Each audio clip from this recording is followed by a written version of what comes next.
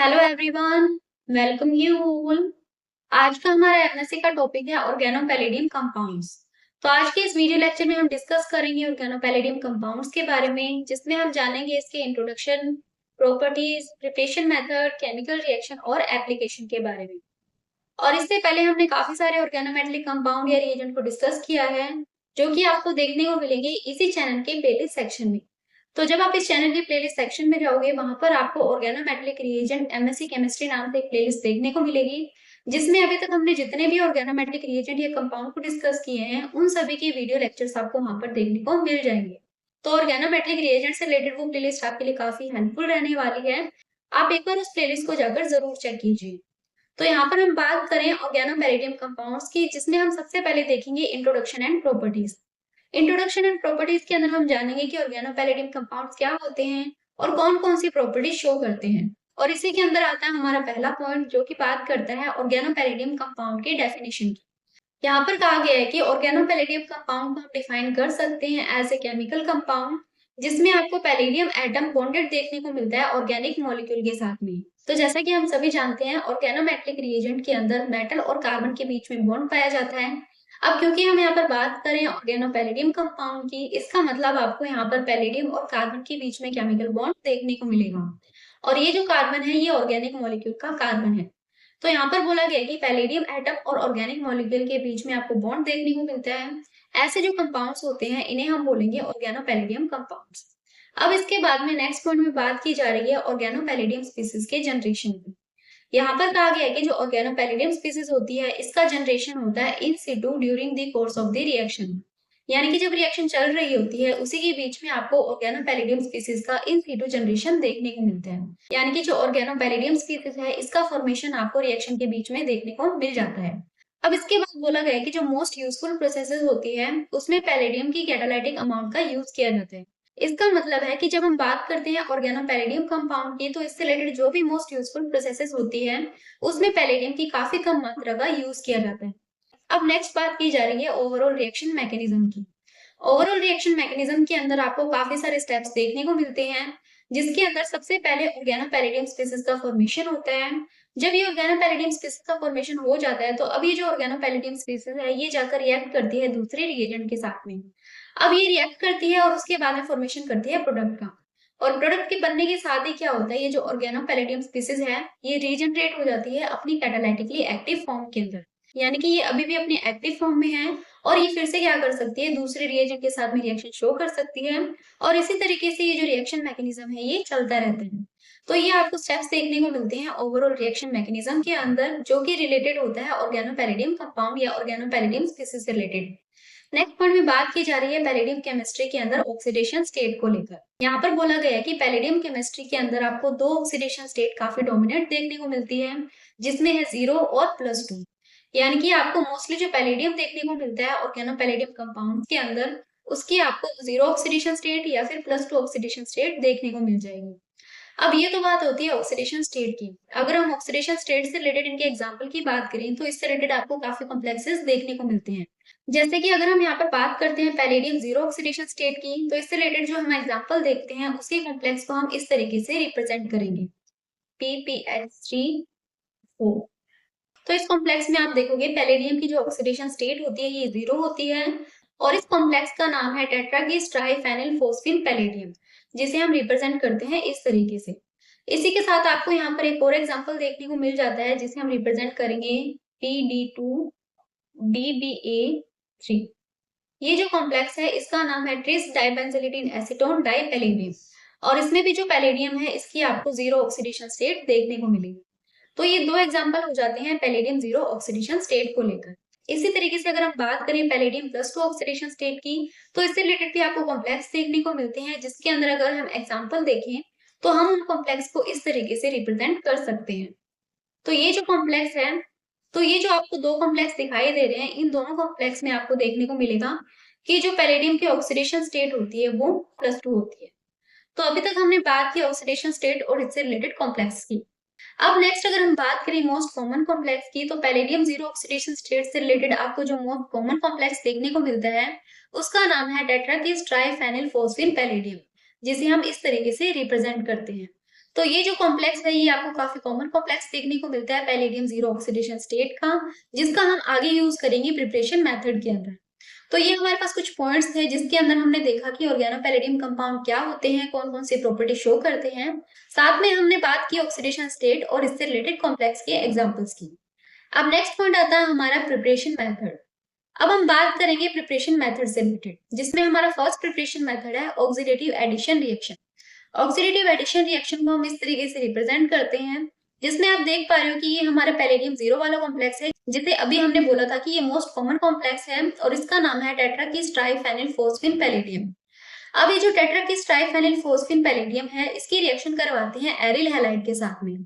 तो यहाँ पर ये जो AR है ये रिप्रेजेंट करता है एरिल ग्रुप को, X यहाँ पर रिप्रेजेंट करता है हैलोजन को। तो जब आप इस रिएक्शन के अंदर प्रोडक्ट को देखोगे तो आप नोटिस करोगे कि ये जो एरिल ग्रुप और हैलोजन है, इसके बीच में ये जो पैलेडियम है ये आकर इंसर्ट हो चुका है।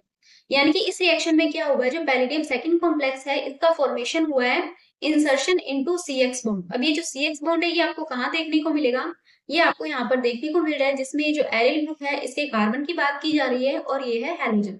तो ये जो CX बॉन्ड है इसके बीच में आपको पैलेडियम का इंसर्शन देखने को मिलता है, जिसके बाद में हमारे पास इस तरीके का कंपाउंड बनता है और ये जो रिएक्शन है ये कहलाती है ऑक्सीडेटिव एडिशन रिएक्शन।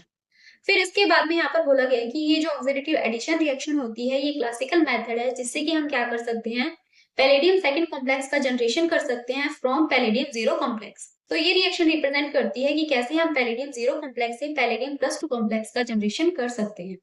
अब इसके बाद में हम बात करते हैं हमारे नेक्स्ट प्रिपरेशन मेथड की। अगला जो हमारा प्रिपरेशन मेथड है ये है ट्रांसमेटलेशन रिएक्शन। ट्रांसमेटलेशन रिएक्शन के अंदर ये जो AR है ये रिप्रेजेंट करता है ऑर्गेनिक ग्रुप को, M यहाँ पर रिप्रेजेंट करता है इन सभी स्पेसिस को जिसके अंदर आपको मेटल देखने को मिलेगा। अब यहाँ पर ये है पैलेडियम और X यहाँ पर रिप्रेजेंट करता है हैलाइड को। तो यहाँ पर आपको क्या देखने को मिल रहा है, यहाँ पर आपको देखने को मिलेगा कि जो ट्रांसमेटलेशन रिएक्शन होती है इसे हम इस तरीके से रिप्रेजेंट करते हैं और इसमें आप देखोगे कि जो ऑर्गेनिक ग्रुप है ये इस ऑर्गेनिक ग्रुप का ट्रांसफर होता है M से पैलेडियम के ऊपर। यानी कि ये जो ऑर्गेनिक ग्रुप आपको यहाँ पर देखने को मिल रहा है जो कि पहले अटैच है इस M ग्रुप के साथ में, इसका ट्रांसफर हो जाएगा इस पैलेडियम ग्रुप के ऊपर, जिसके बाद में आपको जो प्रोडक्ट है वो कुछ इस तरीके से देखने को मिलेगा। तो यहाँ पर आप देख पा रहे हो जो ऑर्गेनिक ग्रुप है उसका ट्रांसफर हो जाता है मेटल कंटेनिंग कंपाउंड से पैलेडियम के ऊपर और इसी रिएक्शन को हम बोलते हैं ट्रांसमेटलेशन रिएक्शन। और इसी बात को यहाँ पर पॉइंट के फॉर्म में रिप्रेजेंट किया गया है। अब इसके बाद में यहाँ पर बोला गया है कि ये जो रिएक्शन है इसका यूज किया जाता है क्रॉस कपलिंग प्रोटोकॉल्स के अंदर, जैसे कि सुजुकी, स्टीले, नेगेशी। ये जो रिएक्शंस होती है इसके अंदर आपको ट्रांसमेटलेशन रिएक्शन इनके रिएक्शन मैकेनिज्म के अंदर एक स्टेप देखने को मिलते हैं। तो ये होते हैं हमारे प्रिपरेशन मेथड जो कि काफी इंपॉर्टेंट है ऑर्गेनोपैलेडियम केमिस्ट्री से रिलेटेड। अब इसके बाद में आता है हमारा नेक्स्ट पॉइंट जो कि है केमिकल रिएक्शन। केमिकल रिएक्शन की अगर हम बात करें तो सबसे पहले हम उन केमिकल रिएक्शन को डिस्कस करेंगे जिसमें कि आपको पैलेडियम जीरो कॉम्प्लेक्स देखने को मिलता है।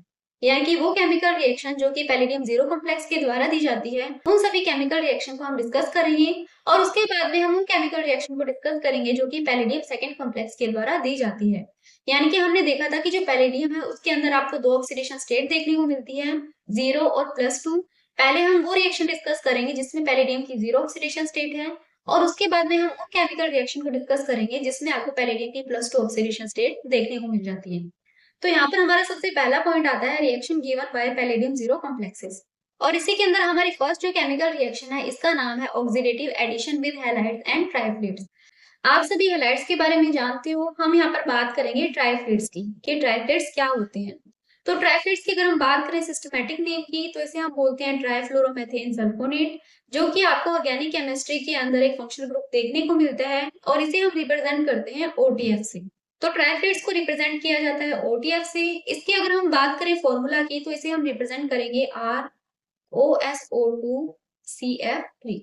अब आपको ऑर्गेनिक केमिस्ट्री में कई बार TF ग्रुप भी देखने को मिल जाता है। तो ये जो TF ग्रुप है ये रिप्रेजेंट करता है ट्राइफिनाइल ग्रुप को और ट्राइफिनाइल का जो फॉर्मूला है वो है RSO2CF3। तो यहाँ से आप इजीली इन दोनों में डिफरेंस समझ सकते हो कि जब हम बात करते हैं ट्राइफ्लेट्स की तो हम वहां पर बात करेंगे OTF की यानी कि इस ग्रुप की, और जब हम बात करते हैं ट्राइफिनाइल ग्रुप की तो आप वहां पर रिप्रेजेंट करेंगे इस तरीके के ग्रुप को। तो यहाँ से आपको पता लग गया कि ट्राइफ्लेट्स क्या होते हैं। अब इसके बाद में हम फिर से आते हैं हमारी केमिकल रिएक्शन पर, जिसमें बोला गया है कि जो इलेक्ट्रॉन रिच पैलेडियम कॉम्प्लेक्स होते हैं ये शो करते हैं ऑक्सीडेटिव एडिशन रिएक्शन ऐसे सबस्ट्रेट के साथ में जिसमें आपको न्यूक्लियोफिलिक ग्रुप लगा हुआ दिखाई देता है जो कि एक्ट करता है एज अ लिविंग ग्रुप। यानी कि ऐसा सबस्ट्रेट जिसमें न्यूक्लियोफिलिक ग्रुप एक्ट करता है एज अ लिविंग ग्रुप, ऐसे सबस्ट्रेट के साथ में electron rich palladium zero complex क्या करता है, ऑक्सीडेटिव एडिशन रिएक्शन शो करता है। और इसी रिएक्शन को यहाँ पर रिप्रेजेंट किया गया है।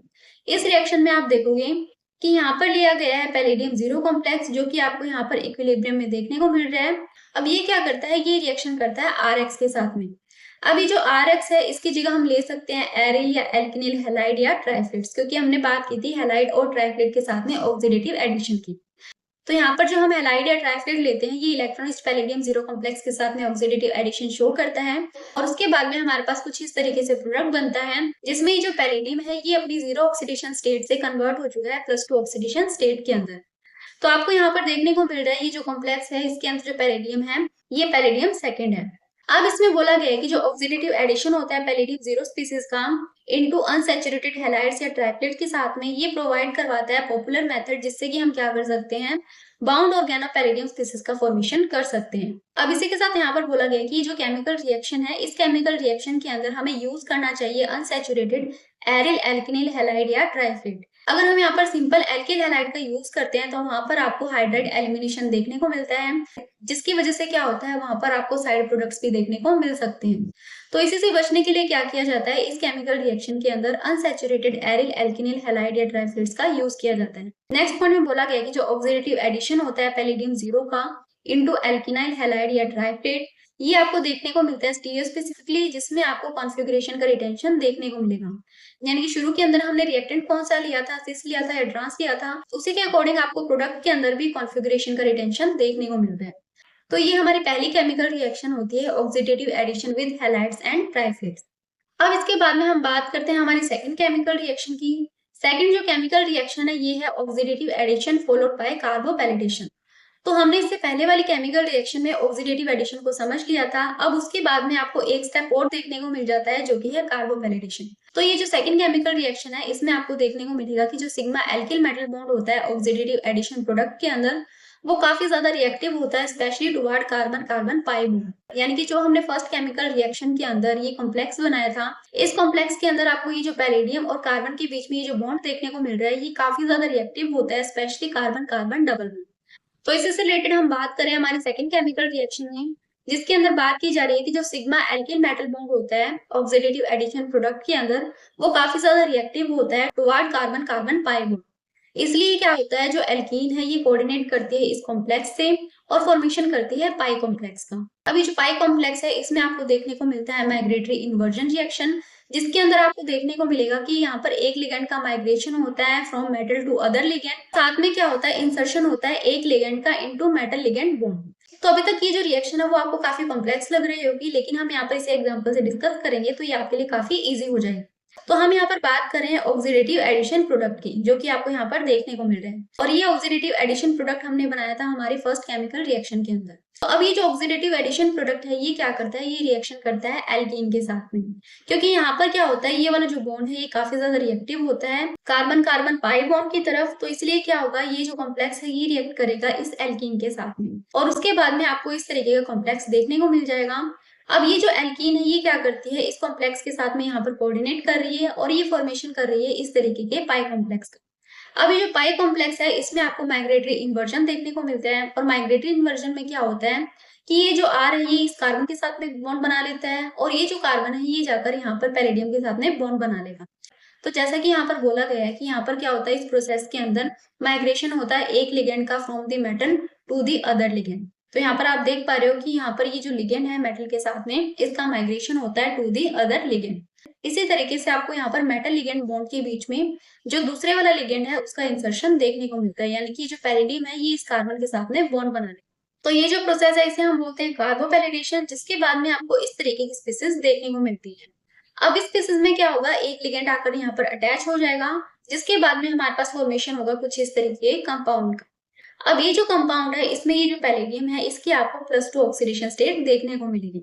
तो ये थी हमारी सेकंड केमिकल रिएक्शन जिसके अंदर हमने बात की ऑक्सीडेटिव एडिशन की और उसके बाद में हमने देखा कार्बोपैलेडेशन। नेक्स्ट हम बात करते हैं हमारी अगली केमिकल रिएक्शन की, जो कि है हैक रिएक्शन। हैक रिएक्शन काफी इंपॉर्टेंट रिएक्शन है, जो कि फाउंडेशन है सेवरल मेथड्स का, जिसमें आपको कार्बन कार्बन बॉन्ड का फॉर्मेशन देखने को मिलता है। तो अब हम जानेंगे कि ये हैक रिएक्शन क्या होती है। इसमें आपको देखने को मिलेगा कि जो एरिन या एल्केनिल हैलाइड है, ये रिएक्ट करते हैं एल्कीन के साथ में in the presence of catalytic amounts of palladium. Reaction में क्या होता है, हम लेते हैं एरिन या एल्केनिल हैलाइड, जिसे हम रिएक्शन करवाएंगे एल्कीन के साथ में, और इस रिएक्शन के अंदर हम पैलेडियम की कैटालाइटिक अमाउंट का यूज करते हैं। जब ये रिएक्शन होती है तो इसमें आपको नेट सब्स्टिट्यूशन देखने को मिलता है, जिसमें कि जो हैलाइड है ये रिप्लेस कर दिया जाता है एल्केनाइल ग्रुप के द्वारा, और इसी रिएक्शन को बोलते हैं हम हैक रिएक्शन। अब हैक रिएक्शन के अंदर आप एरिन हैलाइड को जानते हो, लेकिन हम यहाँ पर बात करते हैं एल्केनिल हैलाइड की, कि एल्केनिल हैलाइड या फिर एल्केनिल ग्रुप कौन सा ग्रुप होता है। तो एल्केनिल ग्रुप डराइव होता है एल्कीन से, जैसे कि हम एल्कीन को लिखते हैं CH2 डबल बॉन्ड CH2। अब अगर हम यहाँ से एक हाइड्रोजन को रिमूव कर दें तो ये कन्वर्ट हो जाएगा कुछ इस तरीके के ग्रुप के अंदर, और ये जो ग्रुप है इसे हम बोलते हैं एल्केनिल ग्रुप। अब अगर हम बात करें एल्केनिल ग्रुप के एग्जाम्पल की, तो यहाँ पर आप ले सकते हो विनाइल ग्रुप या फिर एलाइल ग्रुप।